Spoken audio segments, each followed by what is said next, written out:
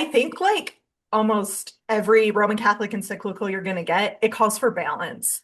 A lot of people have taken this and been like, the Pope is clearly speaking out against AI. That's not true. Welcome to Catholic Not Fascist, where we aim to promote diversity, demand accountability, and foster safety for all Catholics. No matter your walk of life, we hope you find a home here. So grab a cup of coffee and join us at the table. Welcome to Catholic Not Fascist. We are discussing the new encyclical Magnifica Humanitas. by His Holiness Pope Leo the 14th. So if you want to start with an easier one, go for Rerum Novarum, because that one is like 10 pages and this one is like 40. I'm going to tell you, reading this, I feel like this happens to me where like end up going down a rabbit hole where I read something and then there's references to this, that, and the other. Of course, I've read several of these documents, but clearly not all of them. And I was like, I have so many more documents I need to read, is basically what came out of this for me. So I very exciting. I said this on our Rerum Novarum episode. I need to read more encyclicals, and this definitely has confirmed that. Overall, what was your like first impressions? Did you like it? Did you hate it? Loved. Doesn't even begin to cover it. Like I've cried like so, and I know that sounds so dramatic, but I feel like this gave way more than I even expected it to give. And I will tell you, I had high expectations and he went above and beyond. But I mean, why am I not surprised? I felt like he's a great writer. It's Mhm. very well structured. A lot of people have made like mention of the fact that, oh, clearly this is like written by an English speaker, although a really good translator can do that as well. Sure. But I think that that's true. Like I think, and if you've read things in different languages, you can pick up on that. There are times when I'm like, let's read this in the Spanish because I think I'll get a better understanding of the document. People keep referring it to like the AI encyclical, and I mean that's part of the title, right? It's part of it, and it's not all of it. It's not all of it. So the full title of this is Magnifica Humanitas, which means like magnificent humanity. But there's quite a lot of building that Pope Leo does to get you to understand what that means. He laid this really beautiful parable style directly from the Bible Yeah. groundwork in the introduction when he Which talks I about, love the setup. I don't know how okay, you feel about this setup, but I was like, if there was a fork in the road, that is the most beautiful two biblical stories to use for this. I just thought that was genius. I think that we hear the story of Babel all the time. I think it's like one of those ones that sticks out to kids, or at least it did to me. But I don't really think about the other story that he uses, which is like Nehemiah basically like rallying the people to rebuild Jerusalem. I've heard of it before, of course, because we've heard the whole Bible before many times, but I've never really thought about it. So what Pope Leo is doing is he's saying like we are at a fork in the road where we have the option to build the Tower of Babel, which we all know ends in failure because basically Babel is just trying to reach heaven, right? Like it's trying to reach the stars. It doesn't care how. Exactly. Doesn't care how. And then he contrasts this against Nehemiah rebuilding Jerusalem with the people of Jerusalem, and that like Nehemiah didn't just jump into it. He prayed first, he discerned first, and he planned. And it was what we in Catholicism would call like a synodal process. So he walked with the people of Jerusalem, like he involved other people. And this encyclical is also like that because Pope Leo interviewed over the course of a year hundreds of professional teachers, educators, people that work in technology. Notably, the founder of Anthropic actually came to the release of this, which a lot of people are like, oh, he likes Anthropic better. No, like none of the other people came. I'm sure they were all invited. That was not what that was. I'm glad that you clarified that for this podcast because I was thinking about that. No, of course they don't want to be held accountable or hold any type of conversation around morality when they do not care about morality. That is not the purpose of their work. But what's interesting is that the CEO of Anthropic, he actually said, like, yes, that you need to keep doing this. Like, we need to keep having this discussion. So I do think even people that I would, because I think I've also seen some very not great things he said, but people are human, right? Like we all, and even if everything you have said has been kind of like evil genius up until a certain point, which I don't know him that well. I just know I've seen like random clips of him. Mhm. But that you can change and come back or be called to account, right? Which hopefully I really, really hope that world leaders and business leaders are reading this. I hope. So, okay, wait. The first time I read it, I was so full of like hope and sparkle, just felt so seen as a human being in the world today. I will say that this particular encyclical made me feel seen. But whenever I reread it, because I've read this more than once at this point, I started realizing how many encyclicals have been written and no one did a darn thing in relation to what it instructed. Because, like, we're talking about like the Industrial Revolution, Pope Pius, the 12th, Well, like, hold on. yeah. It can seem frustrating because it's like we're back to where we were, maybe. Hmm. But like one of the things that I have thought about just so much in the last few years is the fact that we actually lived in a country that most people in the United States would describe as socialist up until Reagan. Like that's Reagan ushered in neoliberalism. And that was really like the letting go of restrictions, of regulations, of all these things, right? And then we did see this huge economic boom. But I think now we are seeing the fallout from that. We are seeing multiple, well, we've seen some economic disasters, but we're also seeing environmental disasters that are not getting that much attention. Like the fact that 50,000 people had to be evacuated outside of Orange County, right, in Good California. share, by the way. Yeah, you shared that on our socials. Hmm. I think it's called The Railroad Worker or The Railway Worker. There's a movie on Netflix about the Bhopal disaster, Bhopal. Highly recommend it. It's about a similar occurrence that happened in India where there was a gas leak from an industrial plant and it injured hundreds of thousands of people. It killed like 2 to 5,000 people, something like that. There were plenty of premature births, birth defects, things like that that came as a result of this. Like people literally did just die breathing the air that day. And then Yeah. so many more people were injured. And the movie's great. I think it's originally in Hindi, but you can watch it dubbed or subtitled, whatever you prefer. Always.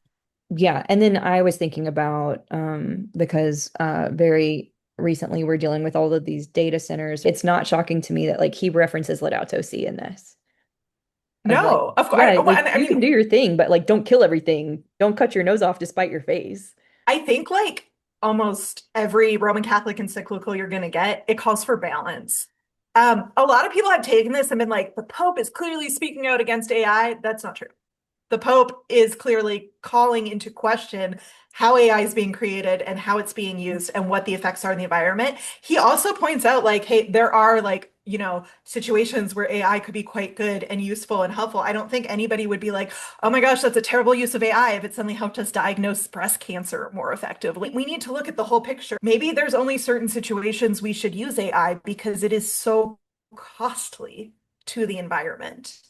And that there's also this idea that like AI, let's say you don't care about anybody else. It costs you. It affects your intelligence, it affects your creativity. Like early studies are already showing that. And I think like my personal experience has borne that out actually. Like I've used AI and I don't really use it very often anymore. I will say I do use it occasionally, but I think with extreme prejudice. Like I Well, I think you have to think be very careful how you use whenever you it. use AI to like dub our videos, for example, Yeah, like that that's is an like that's a tool that can be used to be very helpful to people who are hard of hearing, for example. So I see that as an assistance tool. also agree with that.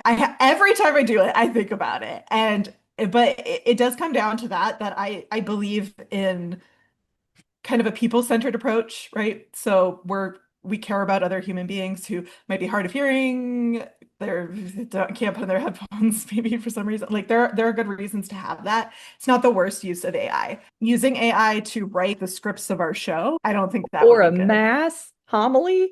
No. How many of us have been like, "Oh my gosh, I've got to get something done."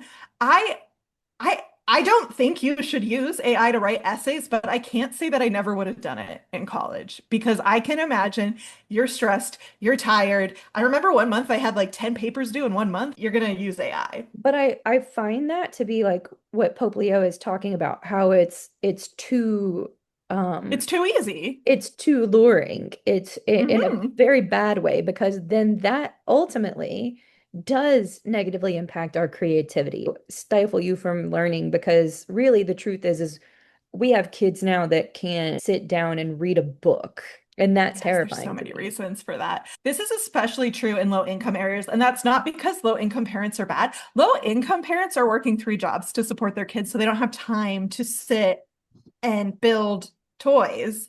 Not some of them do, okay? But like, But let's be real yeah, here. Like, this document is addressing that as well. It's talking yeah. about how you've pushed society too far. We should be having really decent wages here. Families need to be properly supported. And it talks about the exorbitant wealth being like sequestered to just a few people in the world is incredibly immoral. What I love about this is that it is addressing that as a problem.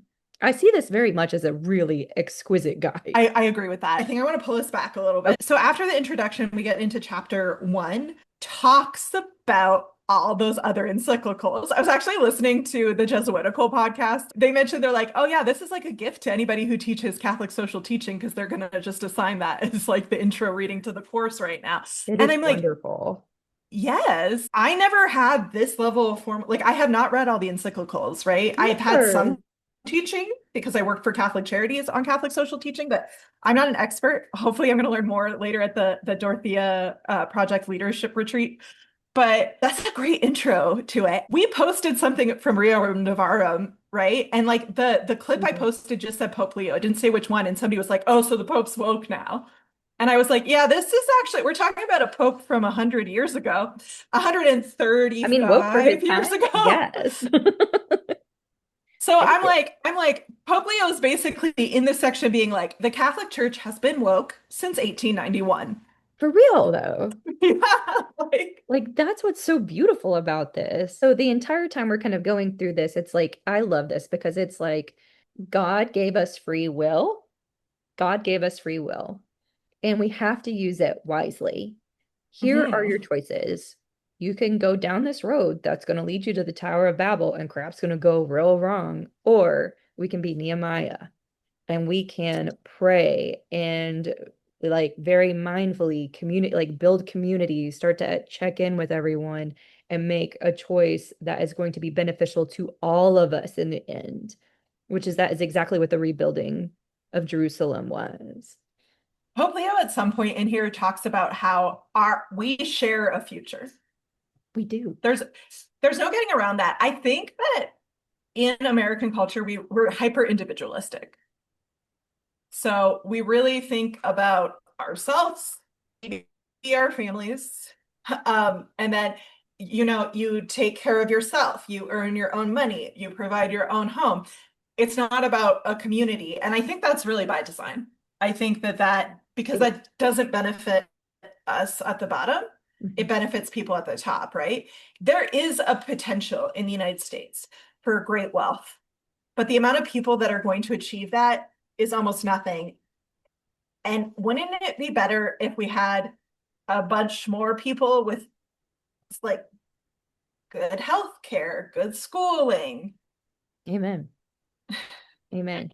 You know, they there's like bullet points. I'm sorry, I'm kind of going back to I think this is the Yeah. intro. But you know, it's kind of talking about the building for the common good. And it starts off as like one, you want a firm relationship with God. The whole time I was reading this, the last time I was thinking about how could some like authoritarian figure take this writing and try to like flip it for their own good, or try to like flip the words, right, to somehow reflect and support this. But throughout this document, there's a constant wording and very intentional approach that Pope Leo has to making sure that can't happen. When he's talking about building a firm relationship with God, I loved how he said he was quoting St. Augustine, "Oh Lord, and our heart is restless until it rests in you." And I was thinking about how much energy it takes to hate minorities. I was thinking about how much energy it takes to hate and to harm others, and how you cannot rest if you are actively feeding hate. That I was like, Yeah, St. Augustine. But yeah, that's like step one. I also think if you're fighting for something worthwhile, I do believe anger has its place and there can be like righteous anger, but I think if you're fighting, like anger is like a short fuse thing, right? Like love is going to carry you through. Like I think it's more of a long-term thing, bit of a map going on here. So, True, true. but like in chapter 2, we get a little bit more. This is what all the popes have said before, and then he's like, "Let me say this again," because he really clearly lays out like what is Catholic social doctrine, Hmm. and he talks about how it's based in the image of God, the triune God, right? And then he talks about the gospel, right? Jesus coming down and Jesus being with us. Hmm. And then this leads into all humans have dignity, and your dignity cannot be taken away. Hmm. There's nothing, and you as a human being cannot remove your own dignity because no matter what you do, God is still going to love you and his love is infinite. So I thought that was really beautiful. And then he gets into like 5 principles of social doctrine, which are that the principle of the common good. Our right-wing Catholics need to read this like 10 times over because things need to be done for everyone. And Yeah. then we get into the second principle, which is the destination of goods. Hmm. And it is the universal destination of goods. So I think this actually goes back to Thomas Aquinas. It might go back to Augustine, but basically the idea is that like I can't just go steal a loaf of bread from Meg. However, if Meg is very rich and has more bread than she could ever possibly eat, and I am starving, those are our common goods. She should just be giving me the bread anyway. So if she doesn't and I take it, it's not wrong. Right.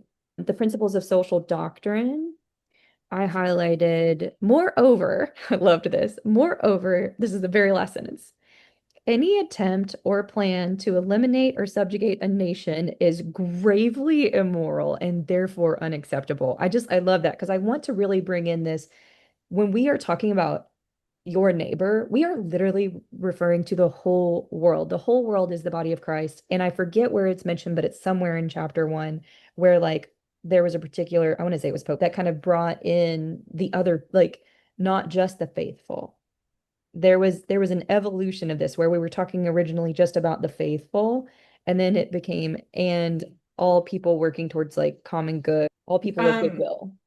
I do have like underlined under this is on paragraph 59. For a Christian, going beyond the narrow confines of one's own interest and committing oneself to the limits of one's ability to the common good is a non-negotiable value, as is the promotion of life. According to Pope John Paul II, certainly there is private right to private property, which has its own specific meaning and purpose, yet it is always subordinate to the universal destination of goods. That was the example that he was giving earlier. Every conservative Catholic I know loves Pope John Paul II. So I'm like, have you read? Wow, he actually said that. So just to be very clear, the Catholic Church does believe in private property, but only to the extent that you having it does not deny somebody else like basic human rights. Which is exactly what is happening right now. This is why people can't pay their own rent. This is why there's just droves of people that can't buy their own home. I mean, we are there. I know, like, a lot of older generations are like, well, you're eating avocado toast. Okay, first of all, no, I'm not. But even if I was, avocado toast is not that expensive. But the problem is that you guys are looking at things that were luxuries in your time and they're very cheap right now. But we can't buy a house. I can't go on a yearly vacation. And that's pretty common for people my age, even people with 2 incomes. Like if you are going on an annual family vacation, you're rich. Yeah. Like, and I was talking to my friend who her dad worked at the post office, and this friend, she's in her early 40s, so she's a millennial. And she's like, yeah, my dad worked at the post office, and her mom was like a cashier, and they had enough money to go on vacation every year. Not like to another country, but like I'm like, babe, could we afford a night in St. Louis? Oh, Like, yeah, for real. yeah. It's the only time we ever get a hotel is if we're going to visiting family. And that is a privilege in and of itself. There's plenty of people who can't even do that. And that for us is like, I don't even think our family realizes how much that eats into our budget. This was created this way for a reason. On top of everything else, this is a way of destroying community. And if everyone is isolated, if everyone has this individualistic mindset, but more importantly, so many of us having to travel far away for work, that in and of itself is like destroying community because we are literally leaving our hometowns because we cannot survive wherever we're at so that we can go I'm pay our bills somewhere else. I'm gonna jump like way to the end here. Okay. So this is like really near the end, and the Pope is talking about how we need to talk to each other like in person. In paragraph 220, he says, indeed, dialogue is an ordinary part of human life and does not only concern relations between states, it involves inquiring an attitude that seeks to forge bonds of fraternity built on listening and open demeanor, making time for each other, and even wasting time together. Oh, And that to me is like the most anti-capitalist statement, this whole thing, that like I love wasting that. time with other human beings is good. And I think it is. It's so good for us. Like you know, our bonds are like, and not only that, our creativity. Some of our best ideas are created from a space of boredom. I think you and I were talking about this, where it was like X amount of interactions together equals good, like a strong friendship. Oh You yeah, like 50 hours or something like Yeah, that. you and I were Yeah. talking about that. And so that's what that reminds me of is that's allowing space to build community. Just think about like how many times when you were a kid, you were like at your friend's house and you guys were like sitting around literally, I don't know, somebody was like hitting like the ball on the ping pong thing, and somebody else was, I don't know, ripping up a paper cup. Hmm. Y'all were bored together, but you were together. It's better than being bored by yourself. Way better than being. I was an only child. I was so excited when anyone came around. And I think I sent you a video yesterday that was like, if you don't have a sister, who do you talk to Oh my on God. your walks? Nicole sent this to me and I was like, Nicole, obviously. Well, I sent her a message. It was like, I can be your sister, but like legitimately, me and my sister do that. And like the situation was like my sister call, like I'll call my sister and or my sister will call me and I'll miss the call, so I'll call her back like 3 minutes later, and she'll be like, I'm already there. And I'm like, this is literally me and my sister. We do that shit to I each other all love the that. time. Like while we're walking or driving as well. Like we're just like, oh, this seems like a good moment to call. I love that. I think that's such a blessing. Like from an only child perspective, I always was very confused about my cousins and how they fought all the time because I was like, you are so lucky to have somebody. Like, why are you wasting your time beating each other up? We've had some pretty mean verbal fights. We do from time to That's time. so Nobody can piss you interesting. off like your sister. I've I heard that's true, but I also don't know what that experience is like. I have cousins, and the nature of cousins is so different. You all did not fight over the bathroom in the We didn't. morning. Maybe You that's the you difference. didn't sneak into each other's beds when you had nightmares. Like sibling relationships are and I, which I am very appreciative of the fact that I have siblings. Do I get along with my siblings all the time? No. But anyways, that wasting timeline, I was just like, also, if you work for a Catholic organization and your boss says you're wasting time, just tell them that Pope Leo said you could. That's funny. Oh. Okay, so chapter 2, going back, I want to read some of my favorite quotes out of this book, and it's going to be underneath the principle of social justice, which you would know this is my favorite part. While Pope Francis denounced a throwaway culture that generates ever new forms of exclusion, from this perspective, social justice requires us to look at individuals and communities, starting with the most vulnerable, the poor, migrant, refugees, and internally displaced persons, victims of violence, and people living in urban or existential peripheries. I cannot tell you how many times I have run across a far right Catholic um, journal news outlet, and there's so much in the comments of speaking against the migrants, speaking against, like, you need to pick yourself up by your bootstraps attitude. And I'm just like, I love it that when they just spell it out, like, these are the people you need to be caring about.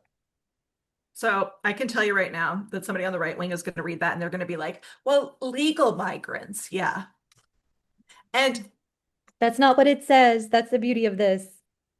it's not what it says. It says migrants. Hmm. Also, I don't know what person wouldn't cross an imaginary line in order to feed their kids. I don't know what person wouldn't cross an imaginary line because if they stay on the other side of it, they're going to be killed. Like they're going to experience violence. I also don't think that the far right can even argue that because this is an internationally referenced Mhm. throughout.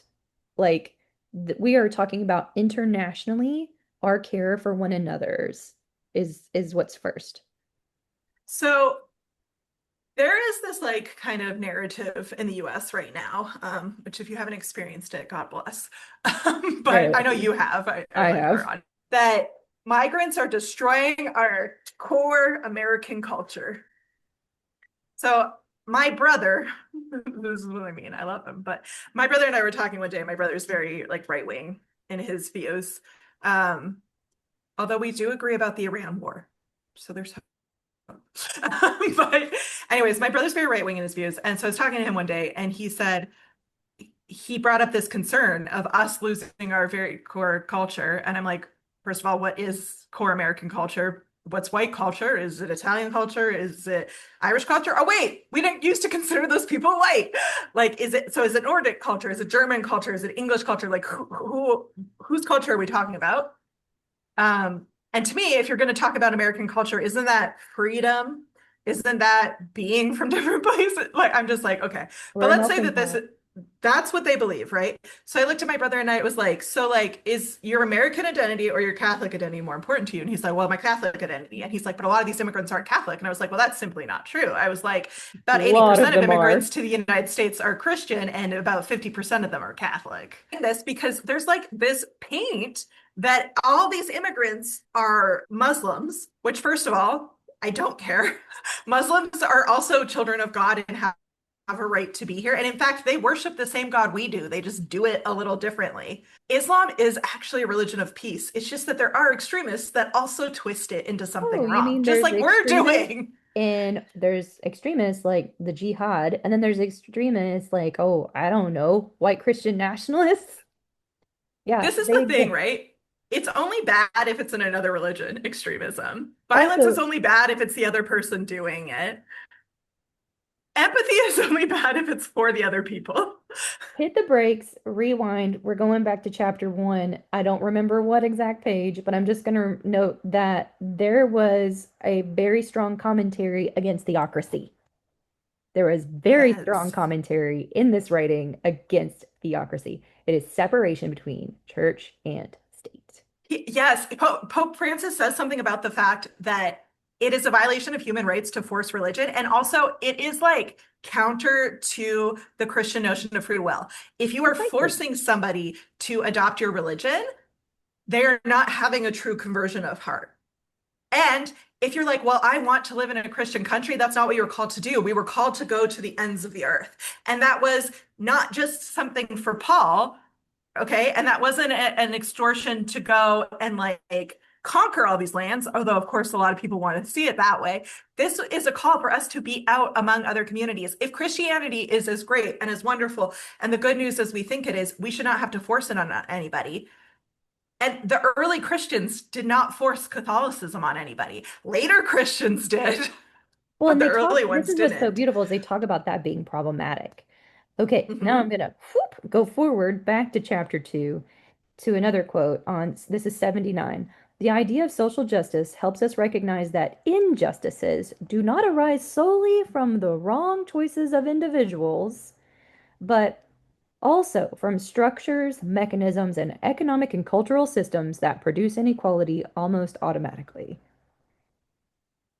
That to me was exquisite. And then it goes on to say this is kind of in reference to something that St. John Paul II had said, which goes on to kind of summarize it of justice is not merely about the fair distribution of resources or the correction of current injustices, but also assumes a restorative dimension. That's the key word I wanted to point out. Restorative dimension. We got a lot of restoring to do. That's the whole purpose of this podcast. It aims to mend broken bonds and reintegrate those who have been excluded, taking into account the wounds caused by injustices such as war, colonialism, racial or gender discrimination, homie, violence against entire peoples, and exploitation. Oh, that's Uh, why this was my favorite part. okay. And for anybody who wants to be like, well, this Pope is just woke, he is continually referencing not even just St. John Paul, but he's going back to all the popes of the 20th century, like Mhm. 19, late 19th century. Like everything that has been written as an encyclical, everything that is part of the church's social doctrine, which is something that started coming back in 1891 because before that, we didn't have these same like huge complex systems. Okay, people had their like kingdoms, not to say there wasn't complexities, of course, but like, and we were probably a little late to the game in terms of imperialism, Yeah. as is noted here. So, like, it is really important, once again, to note that being woke goes back to 1891 in the Catholic Church. This is not new. This is not just a Francis thing or a Pope Leo thing. This goes way back. And I know y'all love Pope John Paul II, so please just go read Can I some of just what he say how wrote. much I admire the balance of referencing Pope Francis and Pope John Paul II? Like, and Pope Benedict's in here. Like, everybody's in here. Like, there's, Pope Benedict, he references Pope Benedict, references Paul VI like a billion times in here.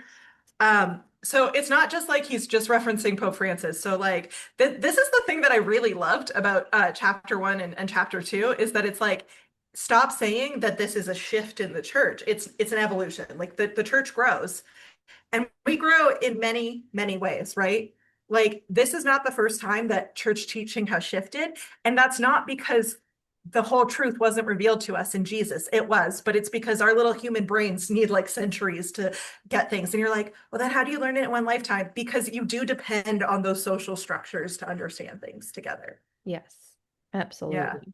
In chapter three, technology and dominance. Okay, so this is getting into the meat of it. This is why this has been titled On Safeguarding the Human Person in the Time of Artificial Intelligence, which I also think that that is really important to note that that's the focus here. We need to make sure human beings stay human beings because he doesn't just talk about the environmental impact. He doesn't just talk about the economic chains of production that are highly exploitated, including having children working in mines. If you overuse AI, you lose yourself. Talks about, as you mentioned earlier, talks about the fact that like I can plug a question into ChatGPT and get an answer like that. And it's almost like the fast fashion of knowledge, right? Like I don't see all the work and resources and water and child labor that went into me getting that answer in 2 seconds. Or even the fact that it's wrong. It is Or even wrong the a fact that, large yeah, percentage of the time. yeah, it's not always right. This is not a new idea. He talks about the fact that Pope Francis started pointing out like we are shifting into a time where the state is not the one with the most power. It is basically tech billionaires. I don't quite phrase it that way, but I'm going to. Mhm. And this is yes, the state has some power, or they wouldn't care about it at all. And we know they do because they influence our elections and things like that. We had this shift, right, where the means of production was not entirely owned by the ruling class. And we had the state kind of in there as an intermediary. And now the state serves the billionaires, at least from my perspective. Well, And it is. that's very That's dangerous. precisely what's happening, and I actually feel like this encyclical points that out. Yeah, It talks about the no, overreaching grasp, and that's why basically this encyclical is like the church isn't supposed to be your governing body. However, it is our call to to share our opinion and to say like where morality lies here. It's very important for the people. he quotes the third paragraph of this chapter, which is 92. Pope Francis quotes, he says, in his encyclical Laudato Si, Pope Francis denounces the growing dominance of a technocratic paradigm, right? So tech billionaires in our globalized world. The tendency to let the logic of efficiency, control, and profit alone shape personal, social, and economic decisions. So I think most of us would agree that we are in a time where the economy does not serve people, but people are seen as resources, right? Like we're literally referred to as human resources, guys. Mhm. Human resources to feed the machine. So, and that wealth is getting more and more concentrated in the upper 1%, even less than 1%, like the 0.05% or something. Um, and a lot of us I keep hearing this criticism like, well, who's going to spend money if all of us are poor? Who's going to keep paying, right? Which sounds like rational, but that's like the old capitalistic system. It might surprise you, not you, Meg, but it might surprise people to learn that more than 50% of the spending in the US is done by the top 10% of wealth holders in the United States. So Absolutely. they don't care if you spend money because they're just going to spend more of it. They'll keep their own economy going. But I love how Pope Francis like is really pointing out how like we are seen as something to be siphoned off of. We want to siphon your time. We want to siphon like we want to control what is important and what's not important via what we allow in your algorithm, for example. Now it's not worded that exact way in there, but that's basically like what he's getting across is like the dehumanizing is like reducing us to like something to be exploited, basically. He in chapter 93, he ends it by quoting the words of Romano Guardini, saying, "Contemporary man has not been trained to use power well." So, Man, that is never going to age. no, probably not, unfortunately. There's like this tendency that we could think like, oh, we're going to lose hope. But Pope Francis addresses that. So don't worry, guys, we will Well, get there. so this is what Or not cracks me Pope up. So Francis, Pope like Leo. I, well, but they both do because I They mean both Pope do. Francis literally Yes. wrote the book Hope, which you know is my favorite book. And then but what I love about this is you're like reading throughout and like he's like, don't lose hope. Like there's like, these little bitty plugs where he literally is saying like we can't lose hope. We we have to be grounded in our faith and in our knowledge because he's talking about it is our job to steer this ship in the right direction. Do you know what happened on Easter Island, Meg? Like Yes. the original people that lived there? Yeah. The story of like when they cut down all the trees. Oh yeah, that's one of my favorite stories. So, for the uninitiated, um, the original, the Polynesians that lived in Easter Island originally, that built those really cool heads. If you ever go there, you're actually going to see that some of those heads are like half built. And what happened is they kept cutting down trees to build canoes, yes, but also to be able to move these giant heads that were very important to them and their culture. It's kind of like the Polynesian version of the Tower of Babel, but we just know without a doubt this happened. Okay. And it's much more recent, but they destroyed the ecosystem on their island and they cut down all the trees and they ended up having to leave I thought you were going to reference because the Lorax. no, but that's also a good reference. So I speak for the trees. so yeah, here it is. Okay, so this is not even Pope John Paul II, guys. This is before him. This is Saint Paul the Sixth. He says the danger of humanity becoming a victim of its own achievements was already clearly recognized by Saint Paul the Sixth, who warned the most extraordinary scientific progress, the most astounding technical feats, and the most amazing economic growth, unless accompanied by authentic moral and social progress, will in the long run go against man. I'm glad that you brought that because I actually highlighted that one as one that we needed to share because I think that's just it is the Tower of Babel is the absolute perfect fork in the road example of like And that story is like from Genesis, right? Like it's like yes, it's the 6,000 first years chapter. old. I've read that story Yeah. more than any other story because I've reread Genesis so many times. AI, let's go. It gets very directly into artificial intelligence around paragraph 97. It literally says AI. Yeah, I think that's another good point to make of like, this is the AI was not the bulk of this, but whenever you listen to podcasts or the news, like that was like the focus of it. But I was like, that is not the full, I this think whole it's, thing was about evolution of morality. and just how that's happening in this world of AI. But like, not Mhm. only that, he doesn't just talk about AI, he talks about all forms of technology, which I think is important. He talks a lot about digital equality and the digital divide, which is like something that's been talked about since So if you don't know, I study for like people listening. If you don't know, I studied international development in school, which is literally a lot of what the Pope is talking about. And actually, I'm like, how did I never read anything Catholic? Because clearly this stuff has been talked about for a long time. But it wasn't just Catholics talking about this stuff, the whole world was. And the development really started becoming a thing during the Cold War, during the 1960s. It was a tool of both the Russians and the US to control other countries. But this idea of development, like what does it mean for a country to be quote unquote developed, right? Like we don't say third world anymore, we say developing, although there's like other terms now. But um, this the idea of the digital divide has been around since then. And in fact, it exists in our own country, right? Like we have talks about the fact that there are kids that the only way they can get their homework done is if they sit outside the library, which is closed, but they can still pick up the Wi-Fi from it and do it on their mom's cell phone. That's the digital divide versus a kid who has 3 tablets and a laptop at home.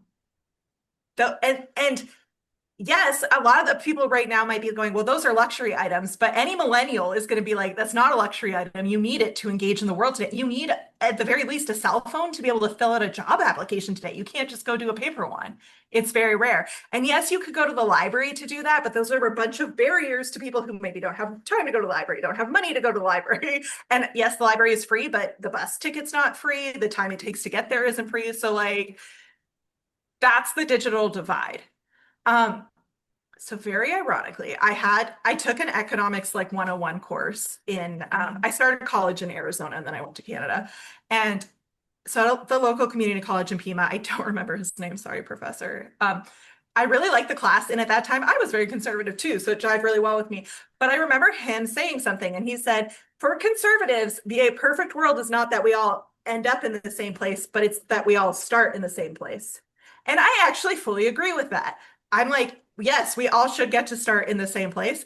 I don't disagree that like if you work very hard, there should be some like remuneration. It just, I don't think you need to be like earning what in 6 minutes Elon Musk earns like $164,000 or something like that. I don't think the difference needs to be that much. I don't think he's worth that much more than everybody else on the planet.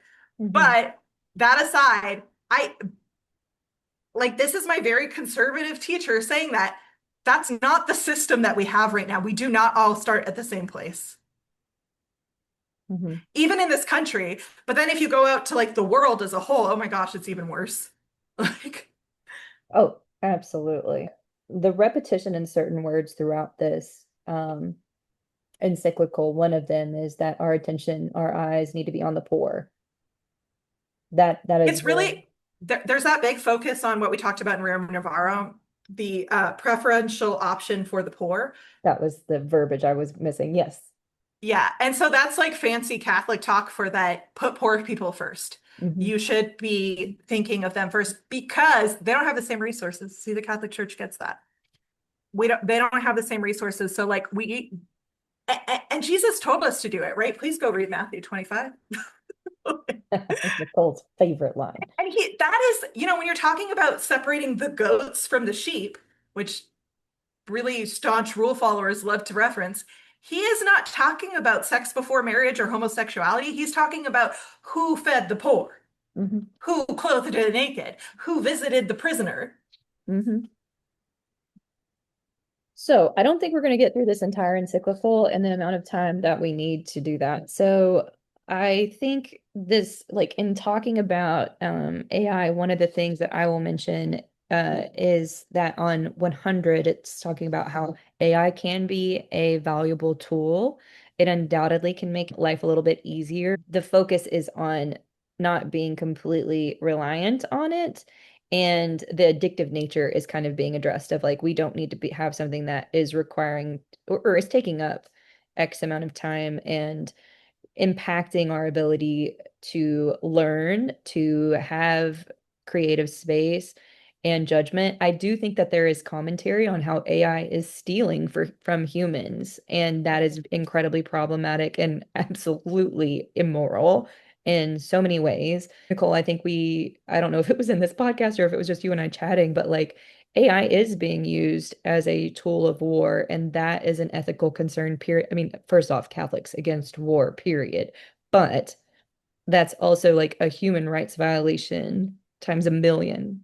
Yeah. That's okay.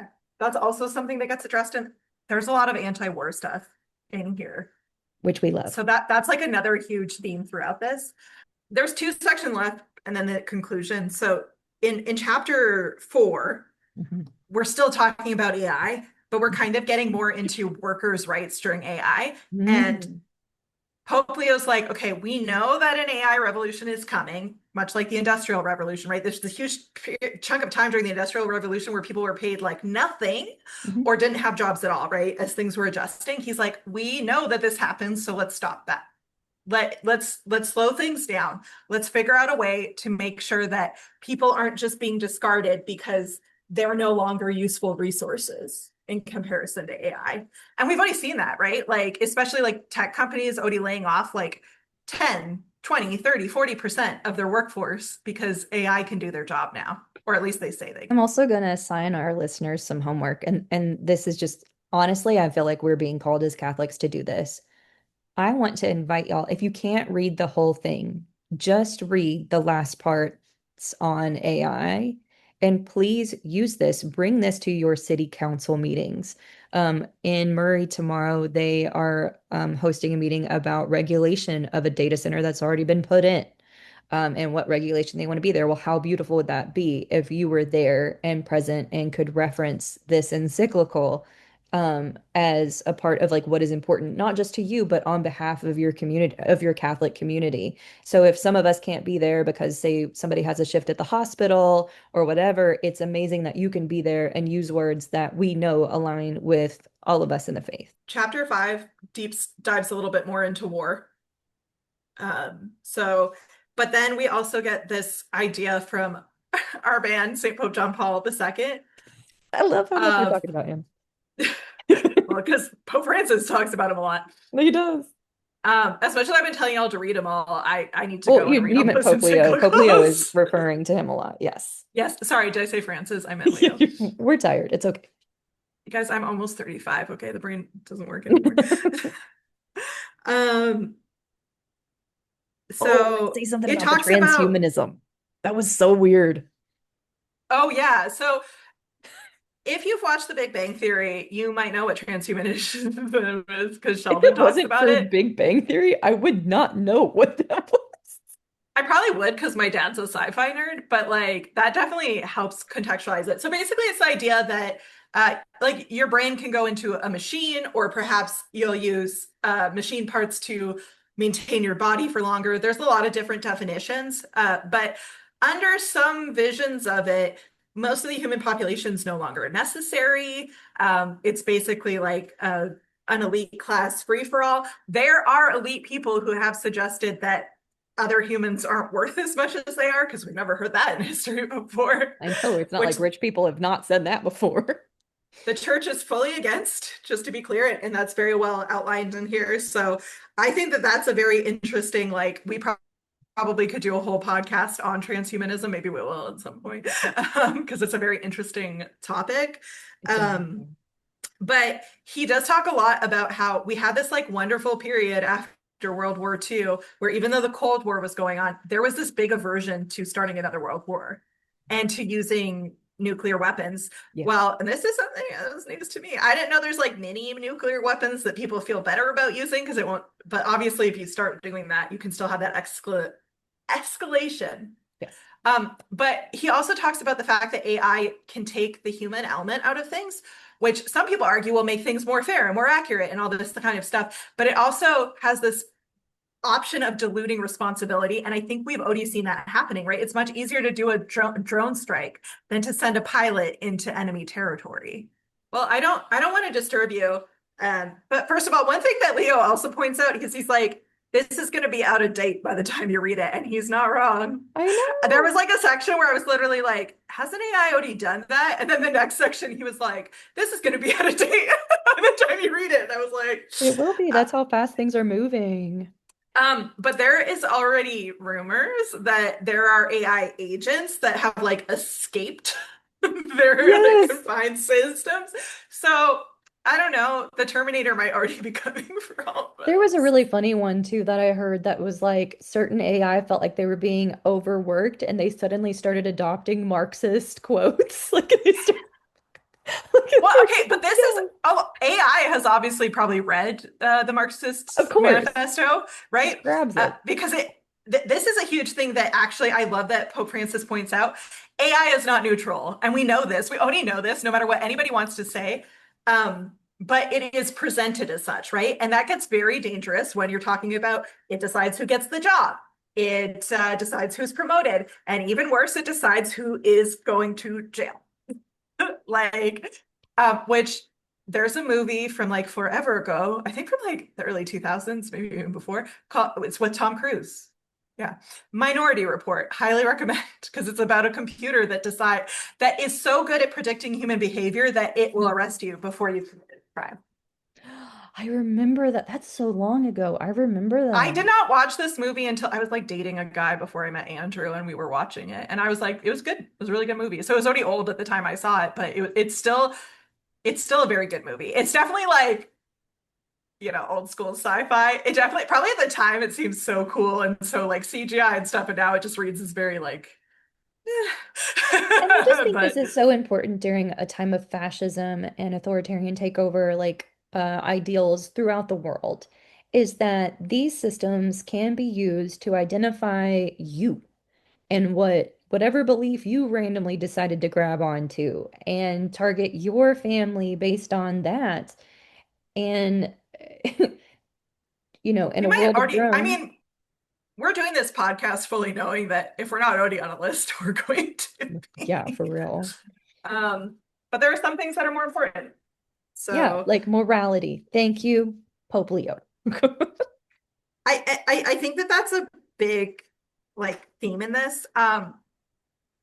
So, as I was saying before, the last chapter, we talk about war. It also talks about Pope John Paul II's idea of the city of hope, which is like that we can build a better world together. Somewhere in here, the Lord of the Rings gets referenced for all you Yeah, Tolkien it does. nerds. Yes, um, but I really kind of want to end with the last paragraph. do it. Okay. So, with the same faith as Mary, let us become weavers of hope in our world, sharing who we are and what we have, so that the presence of Jesus may grow among us and his kingdom take shape. In the humble fidelity of daily life, even the era of AI can become a time in which the Holy Spirit brings about the civilization of love in our lives. Indeed, the Lord continues to make all things new and offers every era the possibility of becoming part of salvation history in the light of the incarnation. I entrust our desire to the Mother of Christ, to the woman of the Magnificat, that she may guide our steps through this time of change and preserve in each of us true faith in the gospel, so that we may bear witness to the grandeur of humanity in which God has made his dwelling. Just gorgeous. I told you this, so I can't believe I didn't cry on camera because every time I've sat and read this, and that was one of the parts that made me stop. I was crying earlier, All right, but Nicole, yeah, how has God blessed you this week? he blessed me with my husband being well enough to accompany me to my doctor's appointment today, which Oh, I kind good. of felt like I needed the backup, which overall, my doctor's great. I'll tell you something when we're off the air about what Yeah, I happened because will. it I pissed would me like to off. hear about it. Yes. Um, But yay, but I did hubby. get some referrals and stuff. And then because I've been having health issues, um, as you guys have probably heard, because I'm not very secretive about it. Um, Hate that. so that was great to have Andrew with me today and being Thank my you, support. I'm hubby. very often his support at appointments. But it makes me more inclined to stay on task as well if somebody else is there and like actually like bring up the stuff I need to I was bring gonna up. say not forget was probably really great to have Andrew there. Yes, he reminded me of some things, and then just because he was there, I also remembered things that I would have forgotten, if that makes sense. I don't know what it is about that, but that's how my No, brain there's like a works. psychology behind that because we notice that always. There's always better results whenever the partner is with you in medical social work. Fun, but true. Yeah. That's good to know. Thank you, Andrew. And thank you But for how have you referral. been blessed this week, Meg? So, this is kind of a sweet one. we are. I have a little knitting group and working on baby blankets for the hospital. Aw. So our knitting group, and look, I just found a hole. Okay, sorry. But I'm working on the That's crib where you blankets embroider and something cute over it, Mix. yes. So anywho, we are working on baby blankets for the hospital and crib blankets, and this is going to be a crib blanket actually. So Aw. this has been a very meditative process for me and very grounding, and I'm so grateful for crafts. So that's my thing for today. So my friend's birthday is Wednesday. I'm not gonna finish. There's just like too much of that tree in the background. I'll probably finish it Belated soon, birthday. but I'm like, because I also promised him a cake on his birthday, so I'm like, I'm gonna bake. And another coworker also has a birthday that day. Okay, Remember to to stay be Catholic. not fascist and figure out your lines before you're on the air. Have a good one, y'all. Catholic Not Fascist is brought to you by Catholic Atonement Media, LLC.